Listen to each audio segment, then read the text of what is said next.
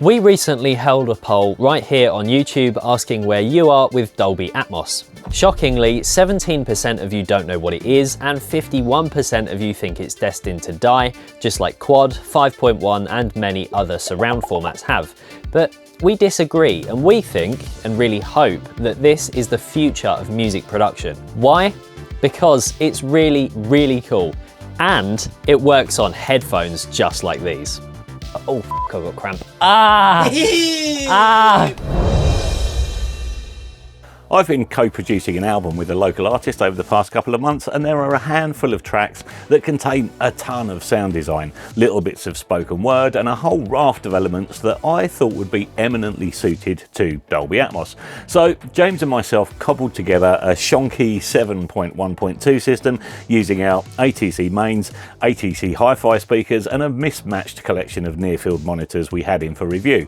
And the result? Well, after time aligning the system by making sure all the speakers were the same distance from the listening position, my head, level matching them using their own individual volume controls, and getting the tonal balance as close as we could between them all using their built-in EQ, the result has been pretty spectacular, and after only a couple of hours mixing, I was completely sold on Atmos. So much so that if I could give up all of my stereo mastering work tomorrow and just work in Dolby Atmos, I think I would. Stereo seems so boring now. But let's take a step back and inform the 17% of you who don't know what it is, and try and convince the 51% who think it's destined to fail that you maybe don't understand it well enough, and explain how it's very, very different to traditional surround formats. Dolby Atmos has been around in theatrical production, namely cinema, for well over a decade now, but it's only in the past couple of years that it's really started to gain traction in music production. And for the consumer, the reason that Quad, 5.1 and other surround formats failed is because they were completely reliant on hardware. They were channel-based formats, speaker-based. If you only had 2 speakers in a Quad system, you were missing half of the audio. And if you didn't have a center channel in 5.1, then you wouldn't hear anything the engineer had mixed to come out of that center channel. Dolby Atmos is object-based, and those objects are based in 3D space.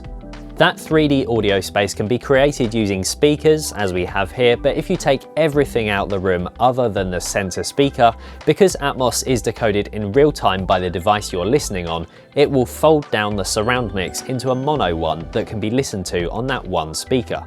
And there are already hundreds of consumer devices out there that are Atmos enabled, from TVs and soundbars through to smart speakers such as the Amazon Echo, to the very device you listen to music on that you carry around in your pocket, your smartphone. And whilst you won't get the fully immersive experience listening on your phone speakers or on a single soundbar under your TV, they are incorporating some very, very clever technology, and even the Amazon Echo can portray a pretty cool sense of 3-dimensional space when listening to Dolby Atmos. And that technology is improving all the time. But most people listen to music on headphones, and that's actually where it's getting really exciting. A Dolby Atmos mix can be rendered into a binaural mix by your phone, and that can be enjoyed on headphones. Now, when we first started exploring Atmos towards the end of last year, I downloaded the 90-day free trial of the Dolby Atmos renderer, and the binaural mixes sounded like, well, they sounded like the stereo mix, but in a bin. Now, only months later, it's pretty cool, and when we were first checking our Atmos mix on headphones, I genuinely thought I'd left the speakers turned up and it was blasting out through those. It's that good. Shit, I haven't turned the speakers. You have? Oh shit. Is it that good? Holy shit. Is it actually that good? I honestly thought that was coming out the speakers. For both the consumer and the creator, that's really exciting. This isn't some elitist format that can only be enjoyed by the few. There are literally hundreds of millions of devices out in the world already capable of playing back Dolby Atmos in some form or another, and the majority of consumers might not even realise they're listening to it.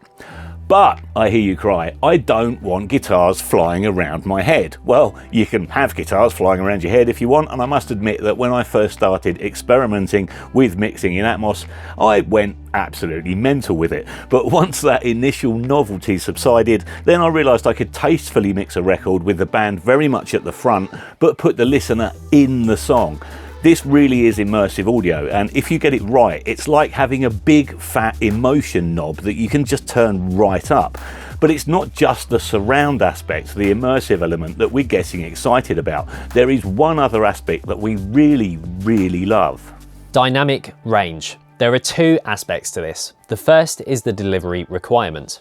Dolby Atmos music mixes must be delivered to your streaming service of choice as an ADM file.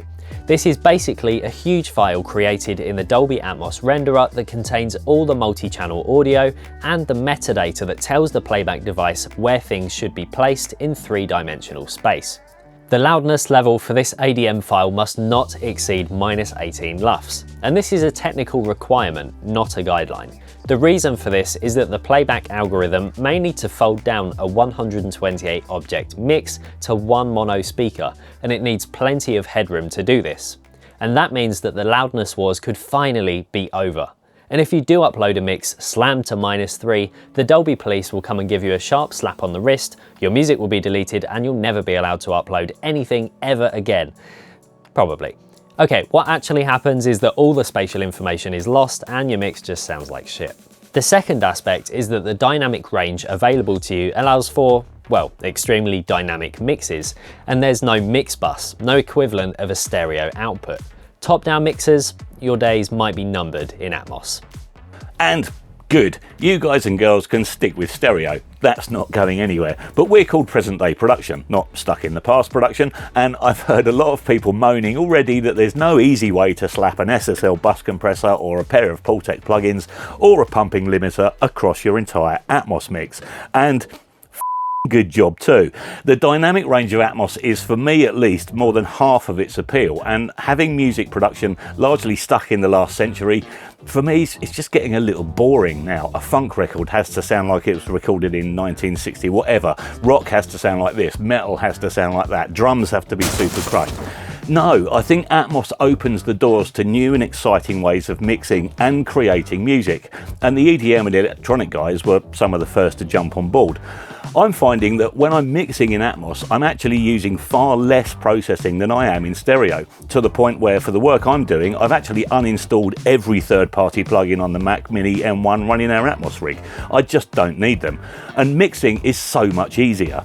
The track I mentioned at the start of this video is a case in point. The stereo mix was tough. There are many layers of acoustic guitar, many layers of mandolin, there's drums, bass, synth textures, Hammond organ, piano, lush vocals, spoken word, birds tweeting, stove fan spinning. I think there's even a kitchen sink. You name it, it's in there. And I was having to EQ the hell out of everything in stereo to get all those elements to fit together in the mix.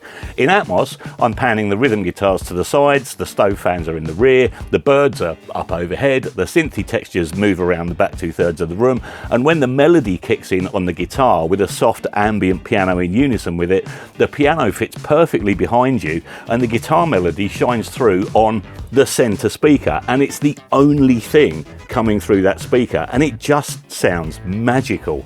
Everything else is out of its way and full range because I haven't had to EQ the synths or the Hammond so as you can hear the guitar. But what's really exciting, and I have absolutely no idea how it's doing it, is that the Atmos mix somehow folds down to stereo and sounds far better than my stereo mix. Even more exciting is that you can easily switch between the speaker mix and an Apple spatial version and a Dolby binaural version in real time in the latest version of Logic. And the Dolby binaural render in particular is great, even on speakers. Many times the renderer has defaulted to the binaural mix when I've changed a setting or reassigned something, and it's taken me a while to notice that the surround speakers aren't actually doing anything at all. It really does throw the sound into the room, even in stereo. It's very, very cool.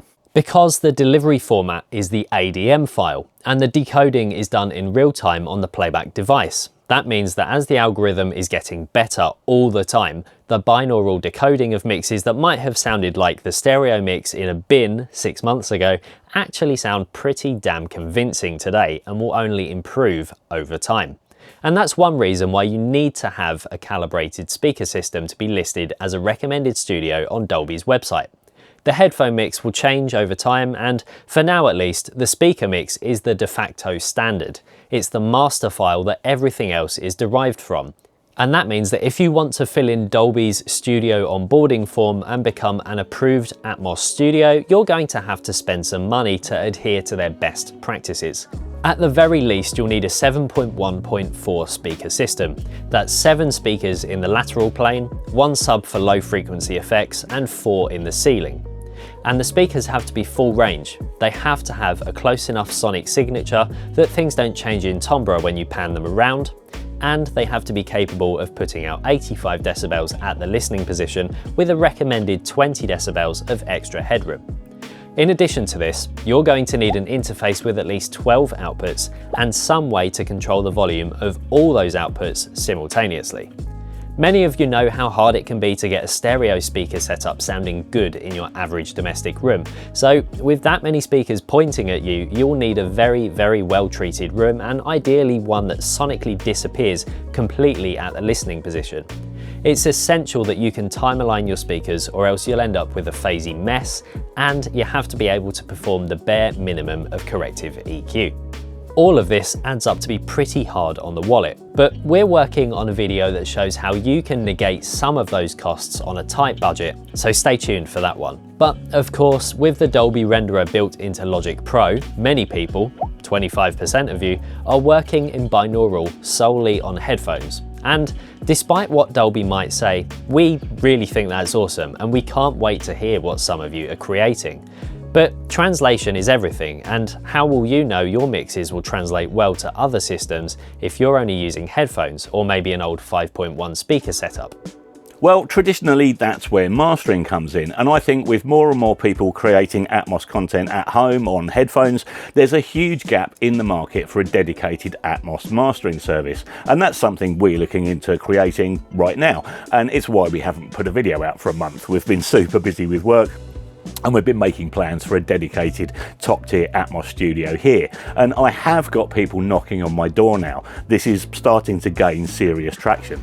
But regular viewers will know that I'm a huge ATC fanboy, and I can clearly hear the shortcomings of the budget near-field monitors in this room for the other speakers. So setting up is going to be expensive, but if there's a market for it, then I'm all in. So if you're working in Atmos already, then let us know what you think and what you'd like from such a service in the comment section. We are really excited about this, and having worked in the format for only a few weeks on a botched together system, we really do hope this is the future of music production and delivery. It's really cool. Stereo is really boring already, but it's not going anywhere for obvious reasons. But if the day comes when all music for streaming has to be delivered as an immersive ADM file with tons of headroom, then I'm in. Bring it on. We think the 51% of you may be a bit wrong, and we were too, until we tried it. Now, we think this isn't going anywhere. We've got more Atmos content lined up, as well as more traditional stereo-based content and a ton of reviews of some exciting gear. So stay tuned. Thank you so much for watching. Please let us know your thoughts down below, and you'll see us in the next one.